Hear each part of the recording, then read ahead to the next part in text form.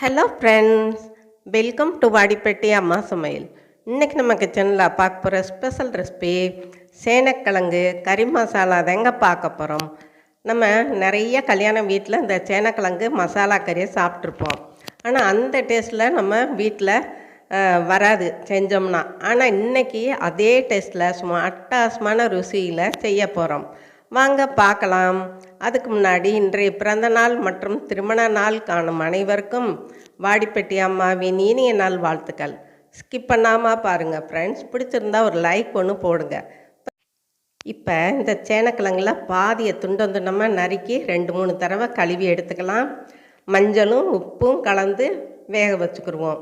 3/4 வேக்காடு வேகவும் நம்ம அதை தண்ணியை இருத்து வச்சுக்கலாம். பாருங்கள், இந்த மாதிரி எடுத்து ஒரு பிளேட்டில் கொட்டிக்கலாம். இப்போ முந்திரி பருப்பை கொஞ்சமாக தண்ணி ஊற்றி நம்ம பேஸ்ட்டாக அரைச்சிட்டு வந்துடுவோம். இப்போ ஒரு கடாயில் ஒரு 2 ஸ்பூன் எண்ணெய் விட்டுக்கலாம். கொஞ்சம் கடுகு உளுந்தம்பருப்பு, கொஞ்சம் சோம்பு போட்டுக்கலாம். அது நல்லா பொரியவும் கறிவேப்பிலை, கொஞ்சம் வெங்காயம், பெரிய வெங்காயம் ஒரு கை போட்டுக்கலாம். போட்டுட்டு வதக்கி விட்டுக்குருவோம். இந்த சேனக்கிழங்கு ரொம்ப டேஸ்ட்டாக இருக்குங்க. இப்போ ஒரு பச்சை மிளகாயும் சேர்த்துக்குருவோம். பாருங்கள், இந்த மாதிரி நல்லா வதக்கி விட்டுக்குருவோம்.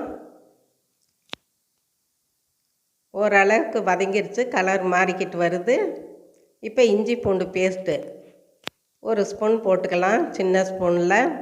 அதையும் நம்ம நல்லா பச்சை வாடை போகவும் வதக்கி விட்டுக்கலாம். இப்போ தக்காளி, ஒரு பெரிய தக்காளி எடுத்திருக்கேன். அதையும் லைட்டாக வதக்கிட்டு கொஞ்சம் மஞ்சத்தூள், உப்பு, இதுக்குண்டான உப்பு போட்டுக்கலாம். ஏன்னா கிழங்குலையும் நம்ம போட்டிருக்கோம், பார்த்து நம்ம உப்பு போட்டுக்கிறணும். போட்டுட்டு வதக்கி விட்டுக்கலாம். ஏன்னா உப்பு போட்டதுனால தக்காளி சட்டுன்னு வதங்கிடும். இப்போ தனி மிளகாய்த்தூள் 1.5 ஸ்பூன் போட்டிருக்கேன். மல்லித்தூள் அதுவும் 1.5 ஸ்பூன் போட்டுக்கலாம். நீங்கள் உங்கள் காரத்துக்கு ஏற்ற மாதிரி மிளகாய்த்தூள் சேர்த்துக்கோங்க. இந்த எண்ணெயிலே லைட்டாக நம்ம வதக்கி விட்டுக்கலாம். இப்போ முந்திரி பருப்பு அரைச்சிட்டு வந்தோம் இல்லையா, அந்த பேஸ்ட்டும் அதை கழுவுன தண்ணியும் சேர்த்துக்கிடுவோம். சேர்த்துட்டு நல்லா கலந்து விட்டுக்கலாம். இந்த முந்திரி பருப்பு ஒரு பைண்டிங்க்கு இருக்கும், டேஸ்ட்டுக்கும் இருக்கும். இப்போ கறி மசாலா பவுட்ரு அதுவும் ஒரு 1/2 ஸ்பூன் சேர்த்துக்கலாம். சேர்த்துட்டு நல்லா கிளறி கொடுத்துக்குருவோம். பாருங்கள், இந்த மாதிரி கொதிக்கட்டும். இப்போ நம்ம வேக வச்சுருக்கிற சேனக்கிழங்கை இது கூட சேர்த்துருவோம்.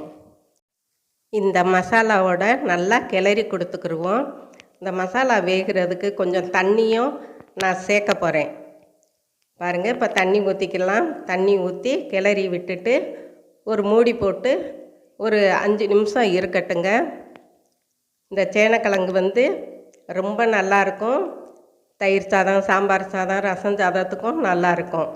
இப்போ பாருங்கள், தேங்காய் பால் கொஞ்சம் எடுத்து வச்சுருக்கேன். இப்போ மூடியை திறந்து பார்ப்போம். நல்லா மசாலா வாடையெல்லாம் போய் நல்லா வெந்துருச்சு. இன்னும் ஒரு 2 நிமிஷம் இருக்கட்டும்.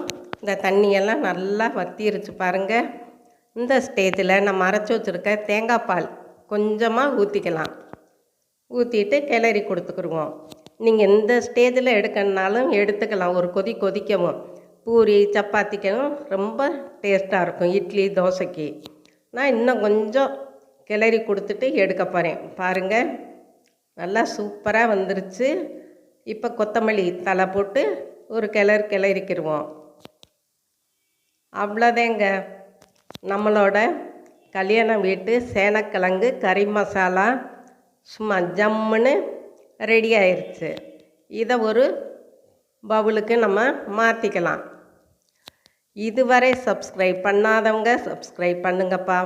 ஆளுங்கிற பெல் பட்டனை தொடுங்க. லைக் பண்ணுங்கள், ஷேர் பண்ணுங்கள், கமெண்ட் பண்ணுங்கள். நீங்களும் உங்கள் வீட்டில் ட்ரை பண்ணுங்கள், சாப்பிடுங்க, சந்தோஷமாக இருங்க. நன்றி, வணக்கம்.